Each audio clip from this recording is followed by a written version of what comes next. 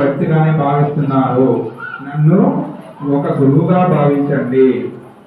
నన్ను నా గురువుగా భావించి నేను చేస్తున్న పనులు అంటే తాను జీవితంలో ఆచరించిన పనులన్నీ మనము ఆచరించమని మనకు చెప్పి ఆ ఆచరణ మార్గాల ద్వారానే గురువు సులభ సాధ్యుడు అవుతాడు. కాబట్టి వారిని ఆ విధంగా మనము ప్రార్థించడం, ఆయన విధంగా ఆయన ఎలా ప్రవర్తించారో ఆ విధంగా ప్రవర్తించి మనం కూడా మోక్షాన్ని పొందవలసిన భావనతో బాబా వారు చెప్తున్నారు.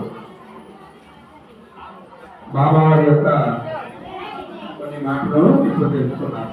నా కోశాగారము నిండు పొంగి పొందుతున్నది. అర్హులైన వారు వచ్చి బండితో తీసుకొని పోండి. అంటే దీని ఉద్దేశం ఏమంటే అర్హుల కోశాగారం అంటే బాబా యొక్క ధ్యానం అని, అంటే జ్ఞానానికి సంబంధించిన కోశాగారము బాబా వారిది పొంగి పొందుతూ ఉందని అర్థం.